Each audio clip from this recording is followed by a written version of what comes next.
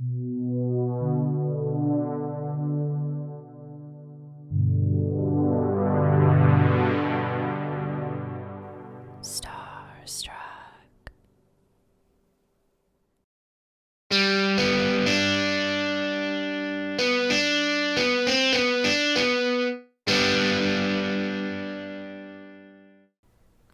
Well, welcome back to a new episode of Joyride. I am Jared Brandon Flandy, and I'm pleased to say I have a special guest on the show today, and this is none other than Mr. Robin Ohman. How you doing, Robin?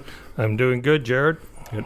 Now, I wanted to give a little heads up here. Our usual co-host, Adam, he's totally fine. He's not ill of health. He just couldn't make it here because of scheduling and whatnot. In fact, no, that's not actually the truth. You see that steamer trunk behind us in the studio there? Yeah, that's where I put him. So if you hear any banging, that's just him. Yeah. No, I'm just joking. Keep him in there. I'm just joking. All right. Well, for everyone, just give a little background to things. I have known Robin's a very old friend. I've known him for a very long time. Well, more than that. I've known you most of my life, really, when you get down to it. That's true. But for the rest of the listeners, I want to ask a few questions about yourself so they can get to know you as well. Does that sound all right? That sounds fine. All right. So you are from the great nation of Canada. Is that correct? I am. Specifically, which province? I'm from Alberta, central Alberta. What's life like in Alberta for those who've never been there? Well, probably pretty much like a lot of life down here. If you're comparing Montana and North and South Dakota and, the central western states, a lot like that. Mm-hmm. So you are retired now, correct? I like to say I quit working. Okay. Well, for a long time, you were on the road a lot for your job and career, and I'd like to ask you, and if you wouldn't mind telling our listeners, what specifically did you do, and why did it take you to so many different places? Well, I worked with an agricultural equipment manufacturer, and I also designed some of the equipment. And it was decided because I could design it, I should be able to sell it. So makes sense.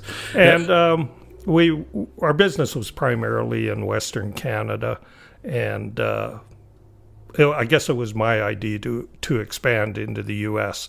So I started traveling down here, calling on equipment dealers, seeing if there was a need for the equipment, and as a result, I ended up traveling probably to, I believe I counted it as 45 states, and on a fairly regular basis to Florida, Texas, California, Oregon, Washington, primarily.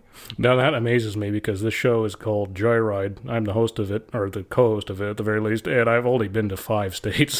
So you've seen more of my nation than I have. I'm sometimes surprised how much I got around. Yeah. Have you been to all the Canadian provinces as well? That's no. Well, it's a big country. I'm not judging it. I'm a little ashamed of that. Well, we're kind of flip-flopped in that way. How's that? So now, when you were on the road a lot, when you quote-unquote were still working, right? Mm-hmm. Tell me a bit about your car history, okay? Some of the I mean, I'm sure you had lots of different vehicles, but what are some more of the ones that stand out in your mind that you enjoyed being essentially a traveling salesman? Well, I started in half-ton trucks, of course, because it's the ag-related business. But that really wasn't necessary because it wasn't like I was driving around fields and things like that. If I did that, it was usually with a sales representative from one of the dealerships. So I did prefer driving cars. Always preferred driving cars. And I guess the first car that I bought specifically because I thought it would be fun to drive was an Acura CL. I can't remember the year.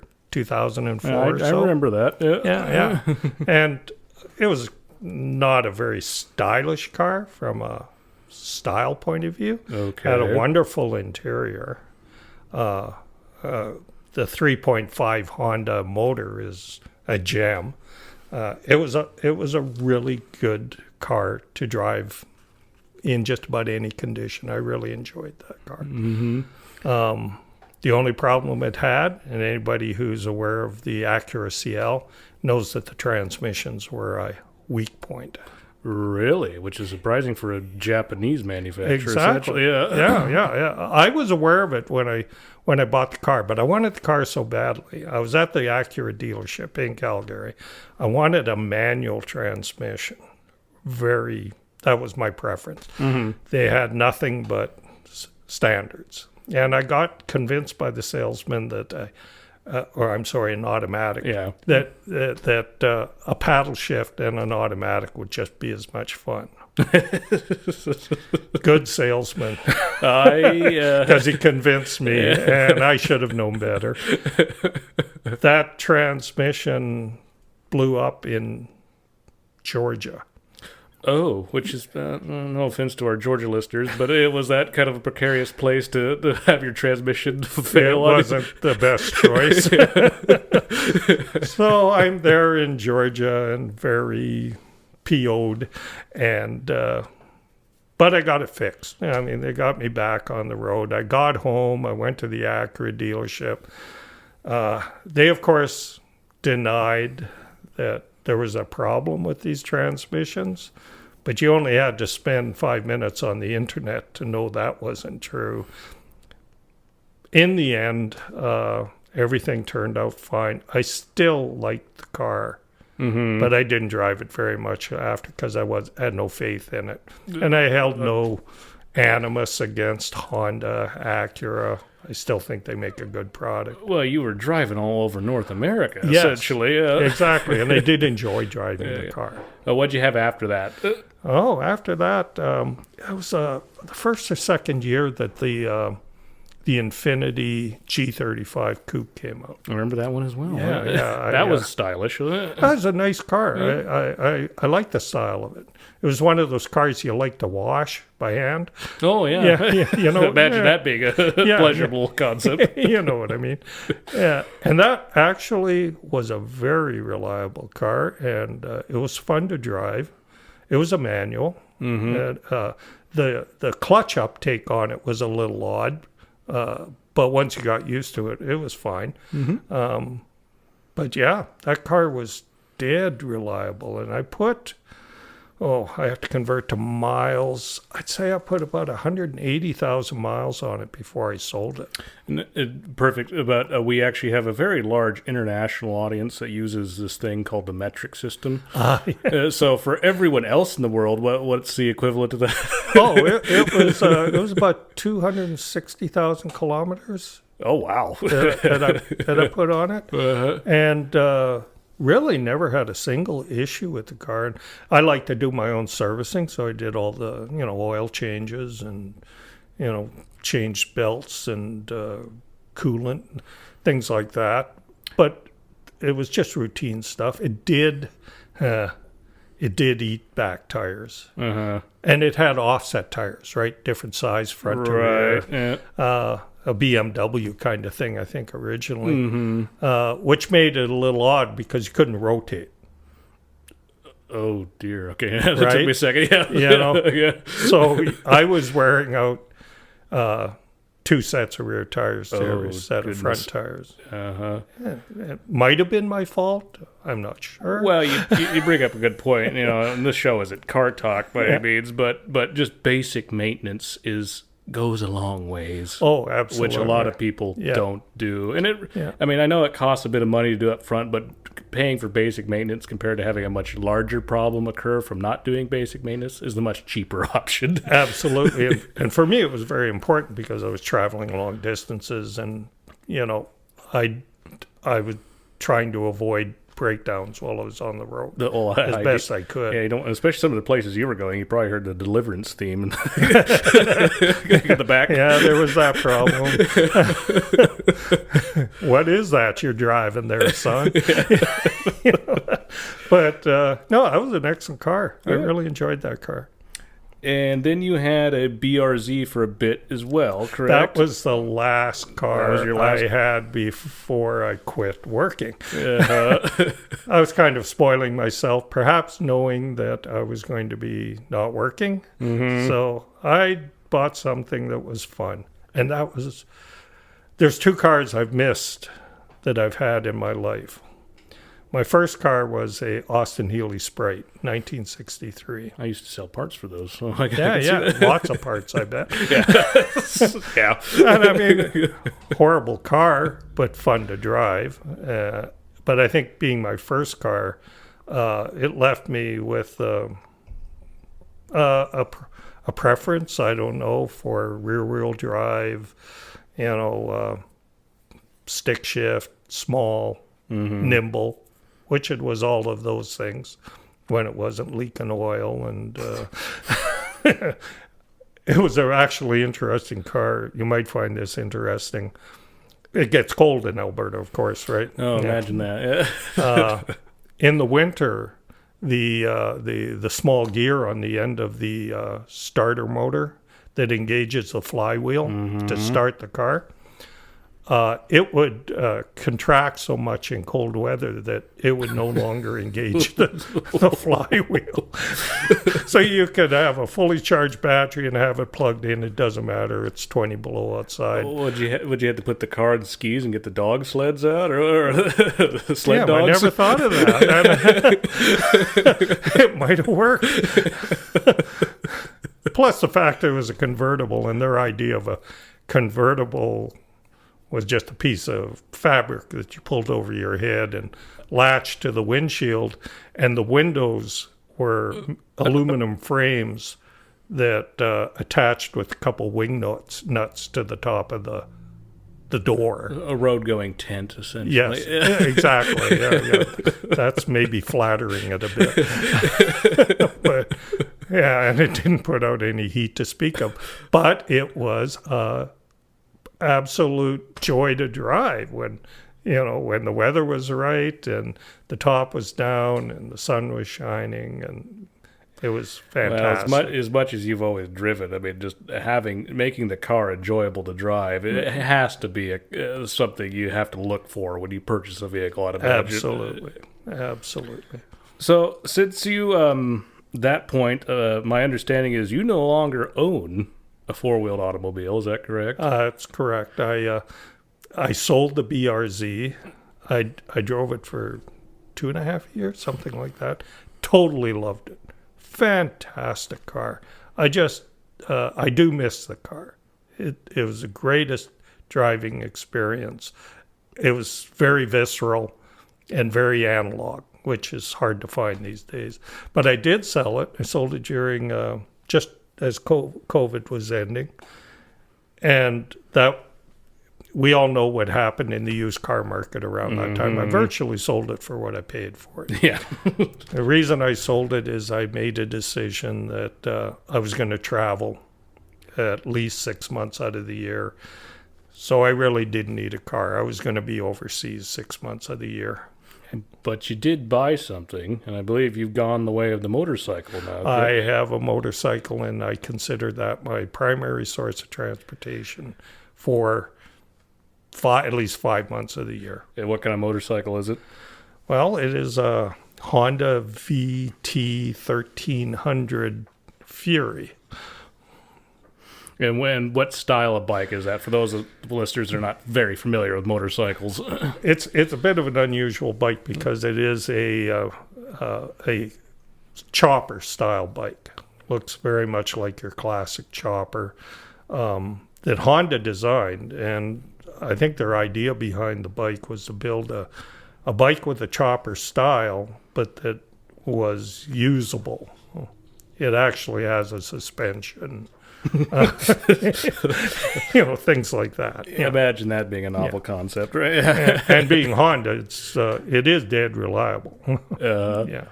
So what? There's so many different styles of bike. What gravitated you towards that particular style, though?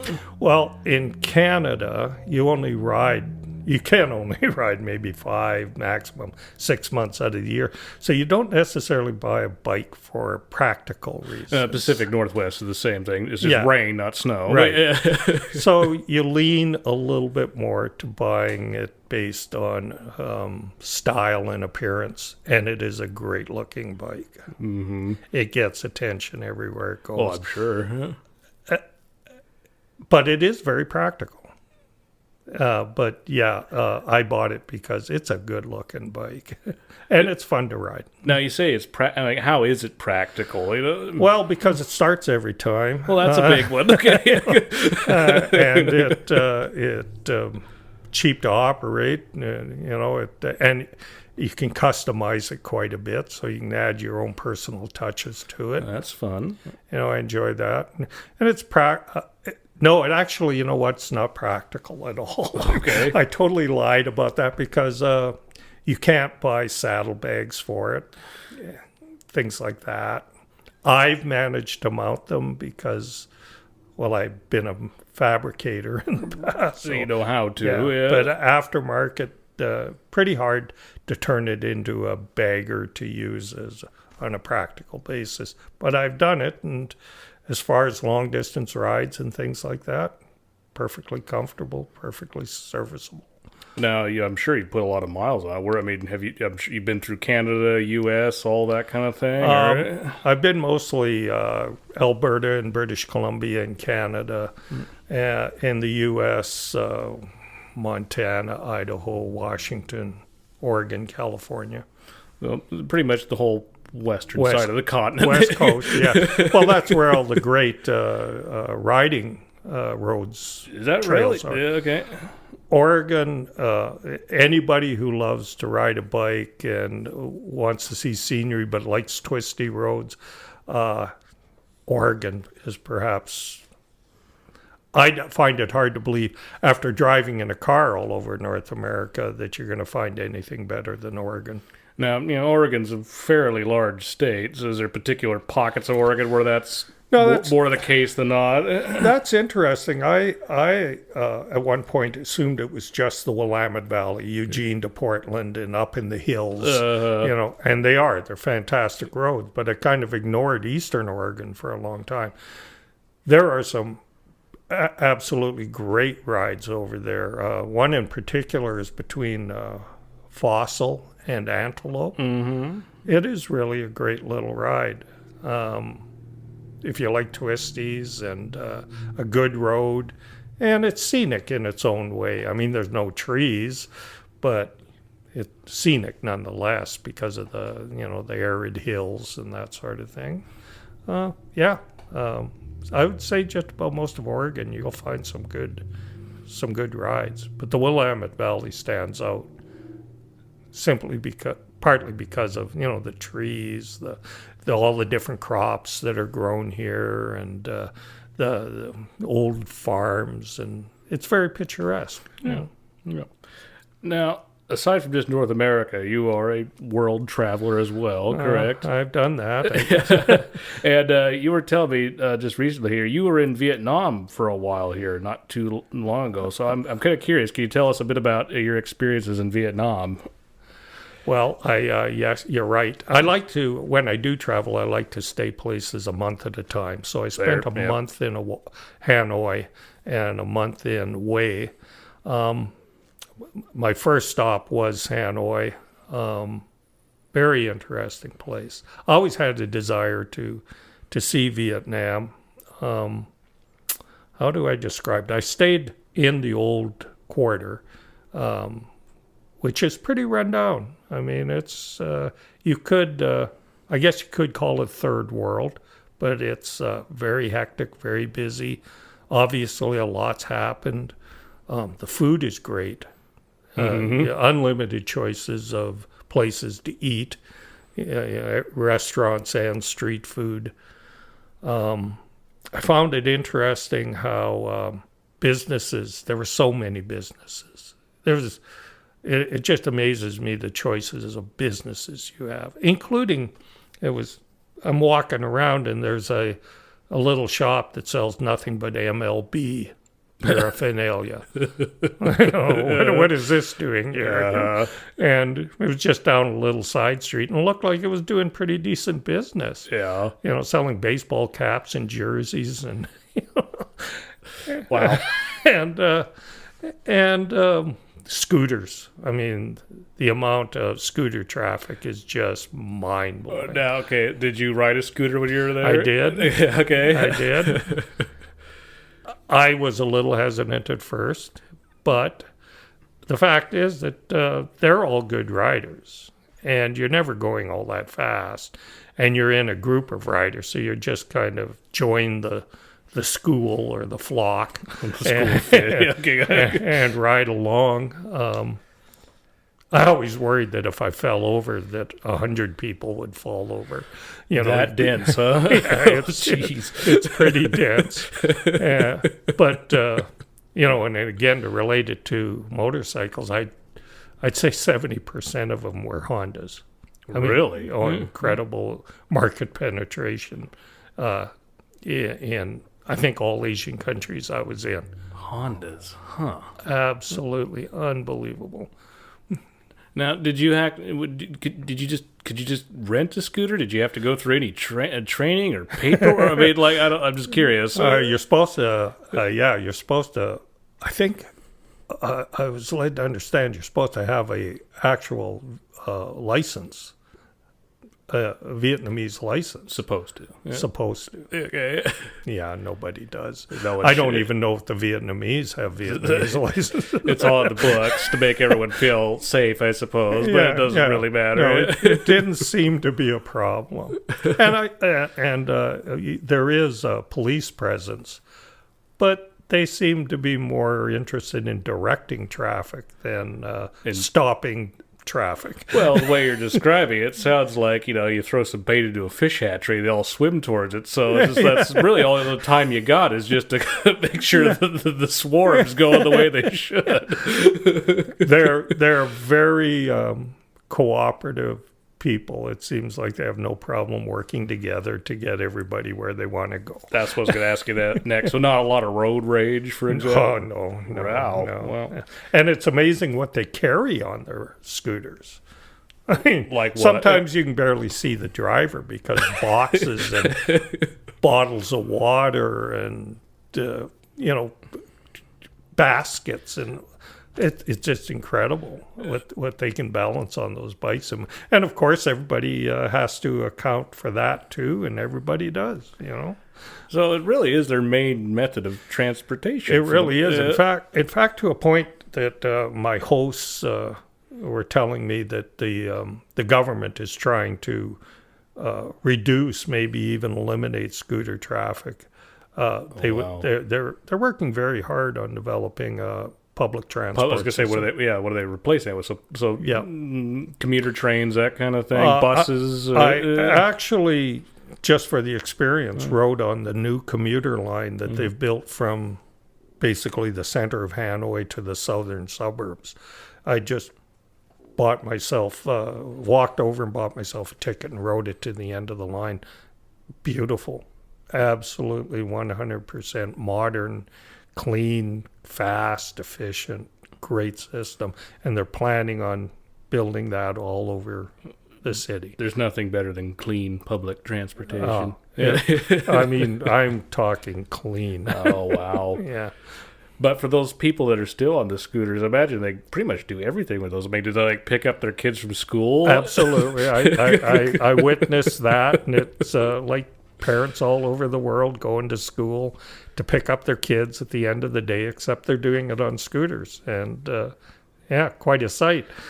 Oh, I can imagine. So you've ridden around on all a good chunk of North America by bike. You've done the scooters in Vietnam. Is there any other places, whether motorcycle or scooter, you want to ride but you've not had the opportunity to do yet? Oh, I would. I would love to get on a bike in Italy, or even Europe, just about anywhere in Europe. I would like to ride a bike, and I've looked into it.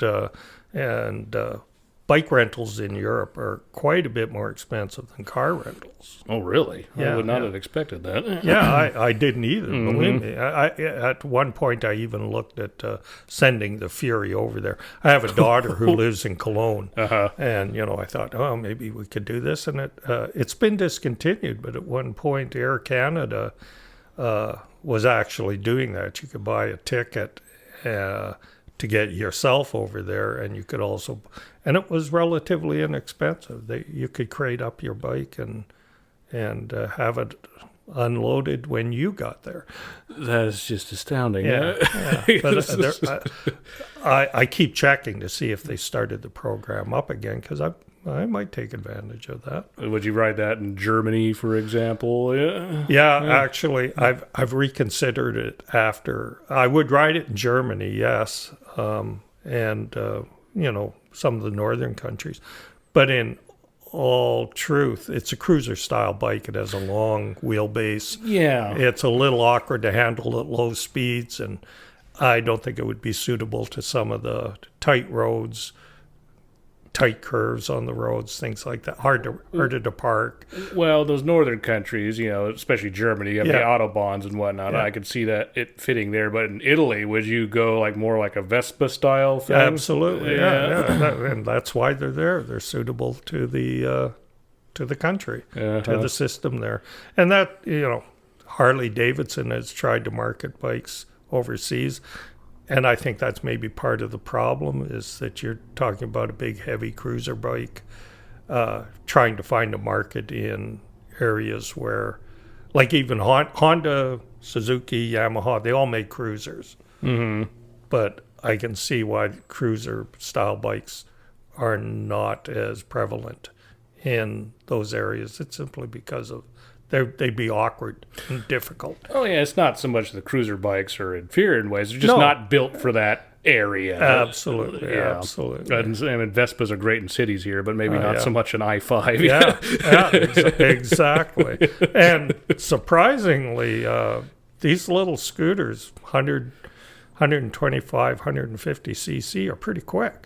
No, they're small. They probably don't weigh anything, so you don't need a lot of power. That's true. They're a bicycle with a motor.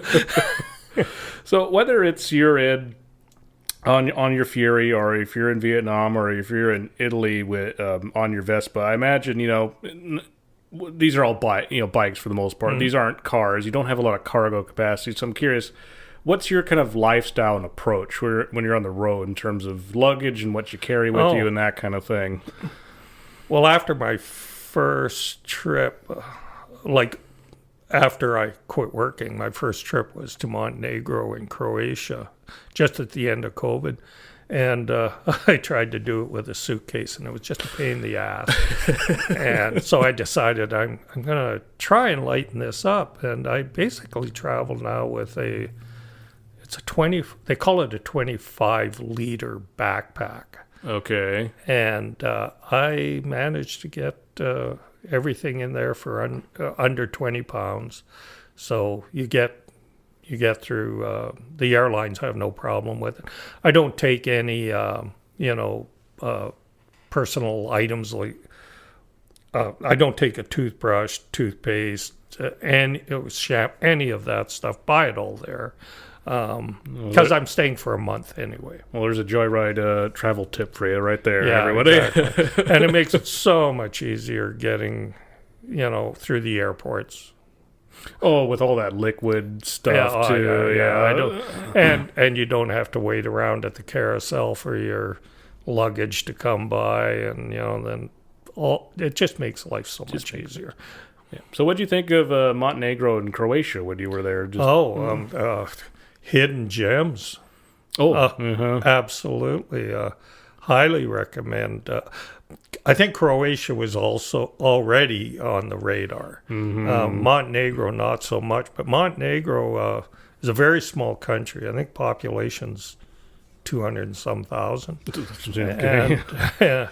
And it's all really based around, it's called the Kotor Bay, which is basically like a fjord. They're very deep bays that are connected.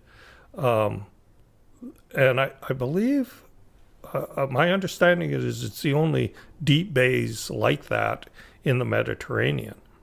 Mm-hmm. And it's almost like they are fjords. It's a fjord in the Mediterranean. Absolutely beautiful. Kotor is the old town that's at the end of the second bay. Absolutely beautiful. It's a walled city. Oh my. Yeah, quite nice. Croatia, I was very fortunate to be there when COVID was just winding up. There were no tourists, and I was in Dubrovnik. And Dubrovnik is famous for its walled old city. Game of Thrones, as I found out later, after I'd been there a week or so, was filmed there. And I managed to have the old town virtually to myself. Mm-hmm. It's a 2 or 3 kilometer walk around the top of the walls. And I basically was by myself up there. And I was told during tourist season it was not unusual to be 6 abreast all the way around the wall. So I was very lucky to be there when I was there. That's awesome. I've been to Croatia. I've not been to Dubrovnik. I went to Rijeka in particular, so a little bit more up north. Yeah. And it's not really famous for being the walled city, but it is famous for being a very picturesque city, nonetheless. I traveled through there, and it's kind of built on a very steep on mountainside right down to the ocean, isn't it? Yeah, very. I was surprised, I think, with Croatia and Montenegro. Shouldn't have been surprised. But there's a lot of Roman and Greek history there. Well, it's just right across the Adriatic? Yeah, so that makes sense. I think we think, all the Greek history is in Greece, of course, and all the Roman history is in Italy. Forgetting those were empires that spread across everywhere, that whole area. Yeah. Well, Robin, we're getting close to our time here for this episode here. So before we wrap things up, is there anything else you want to say about life on the road and the experiences of being on motorcycles? Any tips you can give anyone that we haven't talked about yet? I don't know. I wouldn't presume to give tips, but I would say do it. Well, that's the case to a lot of life experiences. You can spend most of your life talking about it, but you're not really going to do it until you do it. Yeah, if travel is something you like to do, plan your life to do it. I mean, give up the things you have to give up that might not be as important as you think they are to do what you want to do. Absolutely. Well, with that said, everyone, we're going to bring this episode to a close here. And by all means, in the description box of these episodes, we have different links to our different social media accounts. Please check that out. We're on Patreon. We appreciate any support you can give. And me and Adam will be back with some new episodes coming up here as well. But before we totally bring things to a close, I want to thank you again, Robin, for having me on. Thanks, Jared. Absolutely. And with that said, we will catch you next time. So, signing out.